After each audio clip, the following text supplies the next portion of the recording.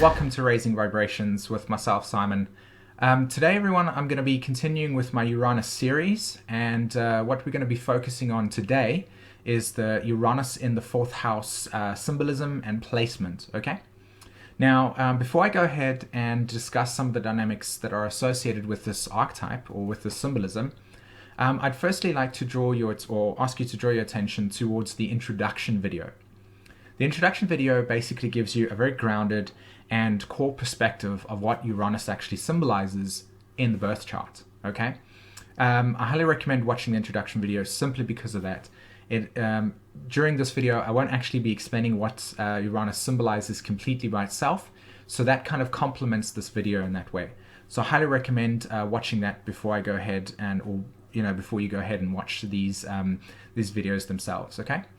The second thing that I wanted to say is that the video itself is Uranus in the fourth house. However, if you have Uranus in a sign, for instance, like Uranus in Taurus in the fourth house, then I highly recommend watching the Taurus video as well, the second house video as well, as they both will complement each other in that way to get a really core perspective of what the symbolism actually means, okay? So, what are we looking at here when we're understanding Uranus in the fourth house? The first thing that I want to say to you when it comes to Uranus in the fourth house is you have to be really, really, really compassionate to yourself. You have to be really, really self-nurturing. I don't start out all my videos like this in this way because of the fact that Uranus in other houses and so on and so forth are, they're okay to deal with, and there's lots of trauma associated with it. But for me personally, Uranus in the fourth house or Uranus conjunct the moon is a placement that needs extra emphasis because it deals with the emotional body. It deals with the ego, okay, the way that we create security on a moment-to-moment basis. And when Uranus is placed in the fourth house or in the sign of Cancer, it correlates to a soul that has had an absolute fracturing of the self-identity that has manifested itself. In other words, who am I is all over the place. There are different perspectives of yourself just lingering all over the place, and there isn't really a complete integration of who you are, which is why there is a tendency to actually have aspects of yourself so disintegrated that you could be this way this one day and then that way that one day, and none of it actually has any sort of coherent sense. So I'd like you to recognize that it's really important to apply an incredible amount of compassion and self-love to yourself and to recognize this placement within yourself. Now, when Uranus comes through here, what it does, and this is how it's generally manifested for a lot of people, is that one or both parents, when you were growing up, basically didn't facilitate the emotional needs that you needed.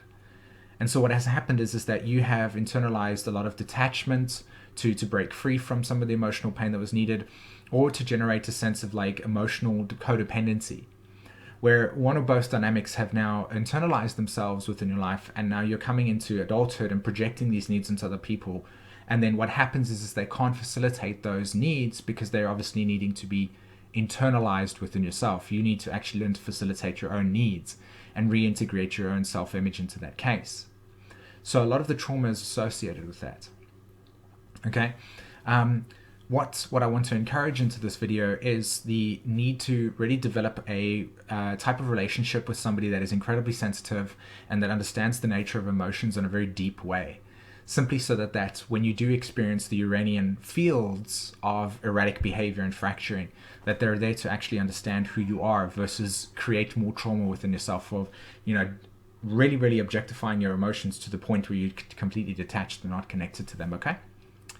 Great. I really hope that you enjoyed this video. I hope it gave you some information relative to the sign and has encouraged you to maybe look further into your astrology charts. I do have a Pluto series and a Neptune series.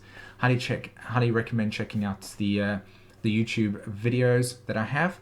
And come over to my website, simonforster.com. The description is, or the link is in the description below, and book a soul guidance session with myself, and we can even delve deeper into that session, okay? Fantastic. I really hope that you enjoyed this video, and take care. Bye-bye.